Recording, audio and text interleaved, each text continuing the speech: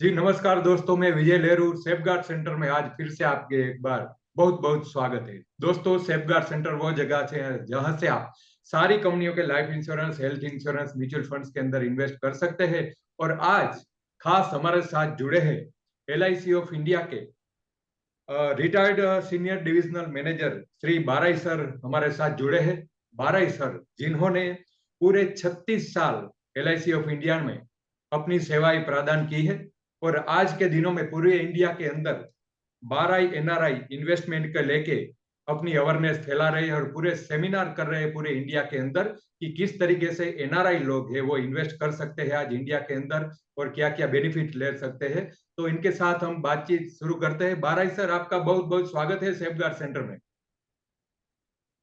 Thank you, thank you, thank you Vijay ji. जी sir, आज आज तो आपके कस्टमर्स को मिलाने के लिए जो अपॉर्चुनिटी दी है इसलिए मैं आपका बहुत आभारी हूँ। जी सर, जी यस। सर, बहुत बहुत शुक्रिया, बहुत शुक्रिया। सर, बहुत सारे लोगों NRI जो भी मेरे क्लाइंट है उसका एक क्वेश्चन बहुत यस। सारे आ रहे हैं। इनमें से दो तीन प्रश्न खास है, मैं आपके साथ बात करना चाहूंगा। पहला प्रश्न यह है यस, कि ऑफ कोर्स। NRI लोग जो भी है वो यस। इंडिया के अंदर क्यों इन्वेस्ट करना चाहिए, इसके बारे में आप थोड़ा बताइए कि NRI जो भी है आज इंडिया में ही क्यों इन्वेस्ट करें। यस। यस, बहुत ही अच्छा क्वेश्चन विजय जी आपने उठाए हैं। और जी सर। काफी जो हमारे ग्लोबल में करीब 3 करोड़ 20 लाख NRI FNI रहते हैं, वही की चिंता है कि उनकी इन्वेस्टमेंट कहाँ लगा है। जी सर। तो मेरा जो तर्जुबा से मैं सभी NRIs को आपकी चैनल से मैं ये अवगत करता हूँ कि कहीं भी वो इन्वेस्ट करें तो किसी भी देश में इन्वेस्ट करने से पहले 5 पैरामीटर्स जो है बेसिक उसको कंसीडर करें। जी। नंबर 1 इसे GDP। जीडीपी का एक तो वॉल्यूम कैसा है और हर साल उसका ग्रोथ कितना है। अगर जी। हमारे इंडिया की बात करें तो as of now Indian economy का जो वॉल्यूम है it is 3.94 trillion American dollar. Okay. अगर in terms of global ranking में देखते हैं तो ours is the 5th largest economy है ना। और हमारा ग्रोथ रेट भी is very handsome. Last year हमने 8.45% ग्रोथ हमने दिखाया था हमारी जीडीपी का। जी। और आज तक मेरे पास जो फिगर है वहां मैं देखूं तो सभी लोगों ने जो कभी इकोनॉमिकली जो सर्वे कंपनियां से नेशनली और इंटरनेशनली सभी ने प्रेडिक्ट किया है कि इंडिया का जो ग्रोथ रेट जीडीपी का है वो 8.2% से कम होने वाला नहीं है।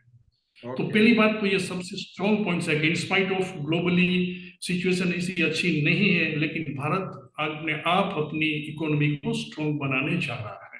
जी सर। दूसरा जो पॉइंट है वो इन्फ्लेशन रेट है। ग्रोथ दिखा लेकिन इन्फ्लेशन रेट कंट्रोल कर पाती है कि नहीं, इट इज वेरी इंपॉर्टेंट। हमने देखा कि कई कंट्रीज डेवलप होने के बावजूद भी they are unable to control inflation rate. पर अगर इंडिया की हम बात करें तो लास्ट ईयर 2023 में हमारा इन्फ्लेशन रेट था 5.49%, जो उनके अगले साल से इट वाज -1.21%। ये हमने कंट्रोल किया इतनी खराब परिस्थितियों में भी। ओ। और आज तक का फिगर अगर हम जुलाई तक का फिगर्स मेरे पास वो देखते हैं तो यहाँ भी हमारा इन्फ्लेशन रेट इज 5.04%। इट ओ। मीन्स कि उनसे भी अगले साल से हमने करीब करीब 0.4% इन्फ्लेशन और कम कर दिए हैं। तो ये ओके। बहुत ही बड़ी बात है इंडिया की इकोनॉमी के लिए। हम्म। तीसरी बात है पॉलिटिकल स्टेबिलिटी। हमने देखा यूरोप की कंट्री में बार बार प्राइम मिनिस्टर चेंज होते हैं, गवर्नमेंट्स चेंज होती है। अमेरिका में भी हमने देखा। But the thing is otherwise as far as the Indian politics is concern. Last 3 term से इंडियन गवर्नमेंट्स आ रही है तो एक स्टेबिलिटी हमारे सामने है कि गवर्नमेंट से लॉन्ग टाइम डिसीजन ले सकते हैं और there will no major changes. जी। और विजय जी मैं बताना चाहूंगा कि अगर हम मान लें कि नियर फ्यूचर में भारत में गवर्नमेंट चेंज होती है, हालांकि संभावना कम है, वो तो हम्म। पॉलिटिकल इश्यू हम नहीं जानते, लेकिन एक समझ लेते एग्जाम्पल के तौर पे कि भाई गवर्नमेंट चेंज होती है और एनडीए चली जाती है और इंडिया गठबंधन आते हैं।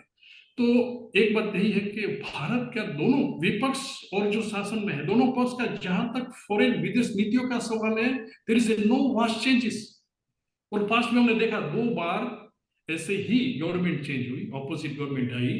पर जहां तक फॉरेन का जो हमारे नीति थी, हमारा जो कमिटमेंट्स था, हमारी जो नीतियां पकड़ी जाती थी फॉरेन के साथ, वो उसमें ज्यादा कोई बदलाव नहीं है। तो अगर मान लेते हैं कि गवर्नमेंट चेंज होती है तो भी हमारी विदेश नीतियों में ज्यादा फर्क नहीं होगा, तो हमारी जो ग्रोथ स्टोरी है वो आगे बढ़ेगी। ये एक बहुत ही बड़ी बात है जो अन्य डेवलप कंट्रीज में नहीं है। नहीं है, सही। चौथी जो बात है वो हमारी डेमोग्राफी। भारत देश इज यंग कंट्री। अगर आप देखिए तो 50% की एज इट्स बिलो 35 ईयर्स। ओ ये सब लोग अपने काम में लगे हुए हैं और बहुत ही यंग ब्लड है, एंथुसियास्टिक है, नए नए आइडियाज लेके आते हैं। तो ये सब इकोनॉमी में ग्रोथ में वो कंट्रीब्यूट करने वाला है, वो कहीं कम होते हैं। जी और फिफ्थ है रिपेट्रिएशन ऑफ प्रॉफिट। अगर एनआरआईज ने प्रॉफिट बना लिया इंडिया में, तो क्या वो इजीली अपने देश में ले जा सकते हैं?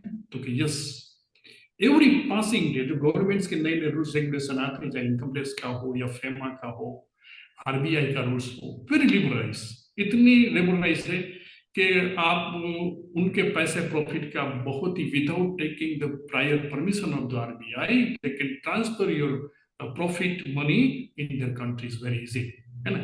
तो ये 5 बातें हमें मोटिवेट करती हैं एनआरआईज को वो उनको इंडिया में इन्वेस्ट करना चाहिए। विजय जी, बहुत अच्छी जानकारी। आज यंग जनरेशन बहुत है इंडिया के अंदर, तो सारी यस, अपॉर्चुनिटी बहुत है इंडिया में।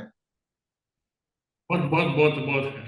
जी सर, जी वेरी सर, यस, ये करेक्ट। सर एक और बात ये भी है कि एनआरआई लोग, आपने बताया सही तरीके से कि इंडिया के अंदर बहुत सारी अपॉर्चुनिटीज है, किस तरीके से वो भी बताया, यस, लेकिन आखिर इंडिया के अंदर वो इन्वेस्ट करे एनआरआई लोग जो भी है, तो कहाँ पे करे आखिर ये इन्वेस्टमेंट? विजय जी, मैं तो ये बताऊंगा एज ऑफ नाउ कि आंख बंद करके कहीं भी करें, क्योंकि जी हमारी जितनी भी इंडस्ट्रीज और investment opportunity, everything, every sectors is booming like anything. जी अभी वो इंडिया में रियल एस्टेट में करें, स्टॉक मार्केट में करें, स्टॉक मार्केट में भी खास करके म्यूचुअल फंड आप देखिए कितना रिटर्न्स दे रहे हैं।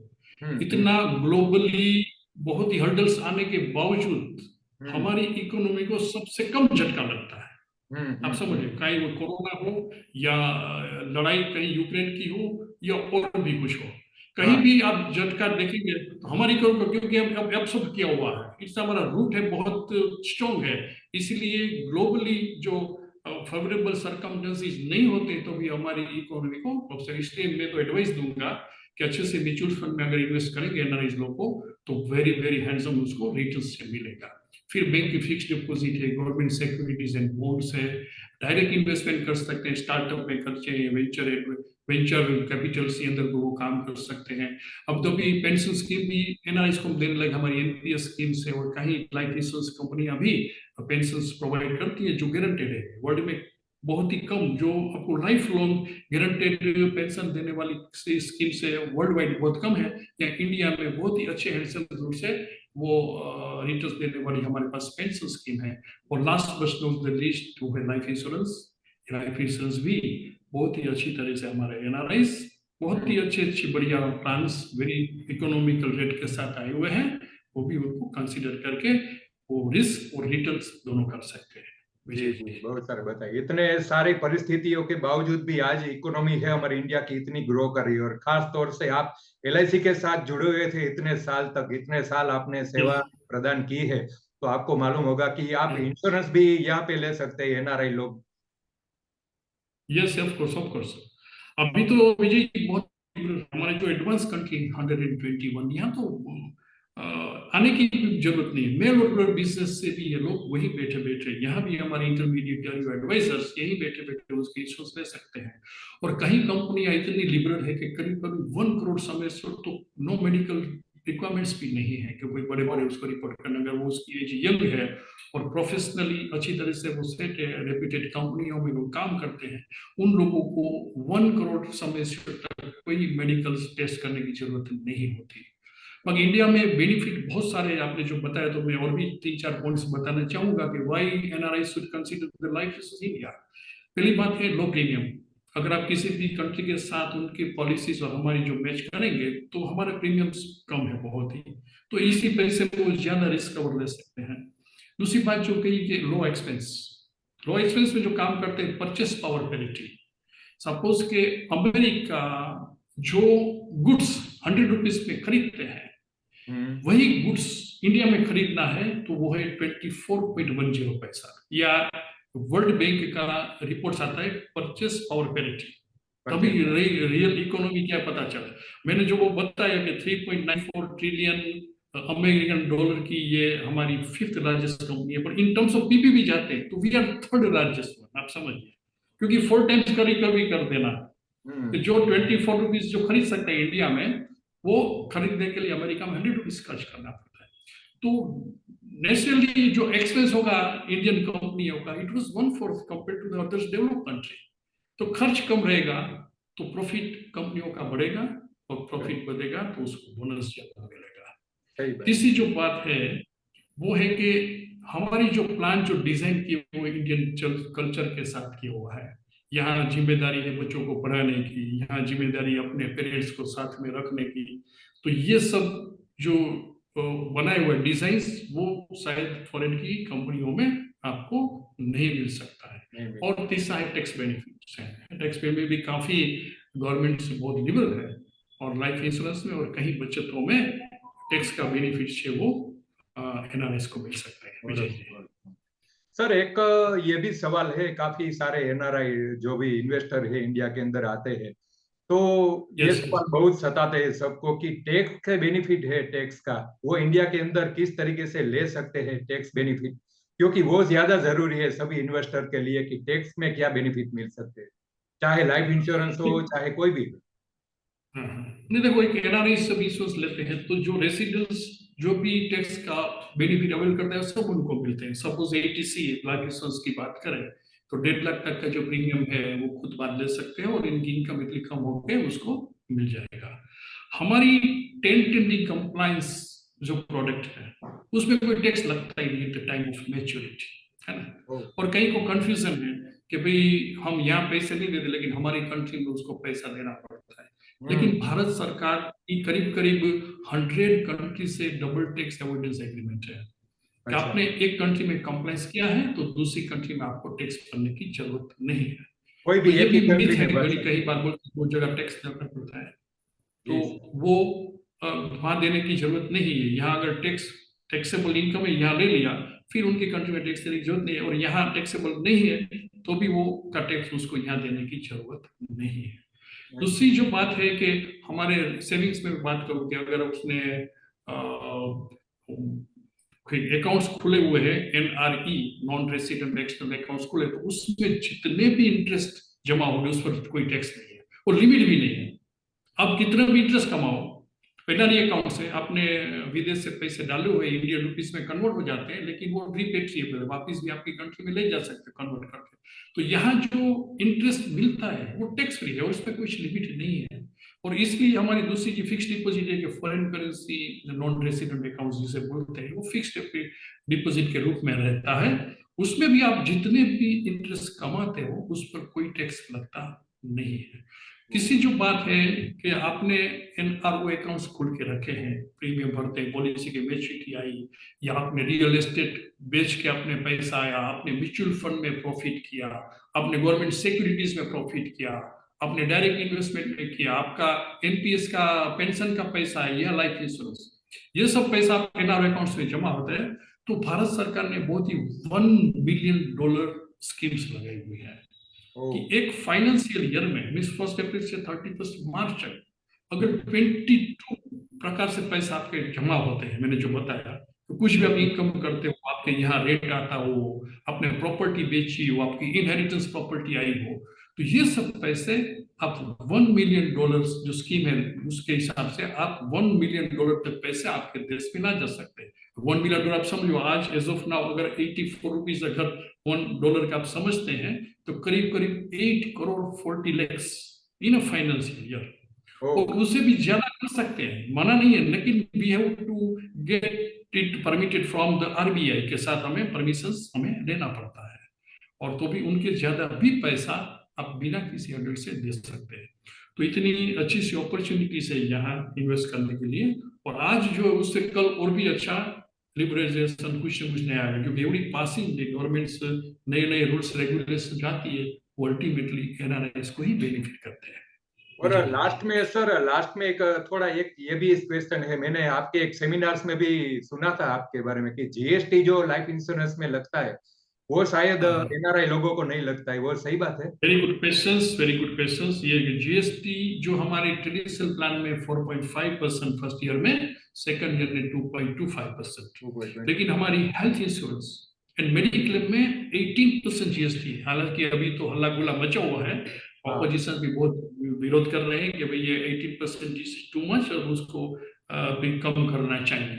लेकिन एज ऑफ नाउ, क्योंकि आप जब ये सेवा देते हैं ना, लाइफ इंश्योरेंस है, जो मेडिक्लेम से health, it's a transport of goods and services की डेफिनेशन में आ जाता है, और इसलिए जीएसटी बाद में, एनआरआई को जीएसटी बाद नहीं मिलता। एनआरआई यहाँ 5 स्टार होटल में रहेंगे तो उसको जीएसटी देना पड़ेगा। तो हम जो गुड्स को अगर फॉरेन देते हैं या सर्विसेज को फॉरेन बेचते हैं तो उनको जीएसटी मिलता है, तो हमारा लाइफ इंश्योरेंस उसमें कंसीडर हो जाता है। इट्स एक्सपोर्ट ऑफ सर्विसेज, है ना।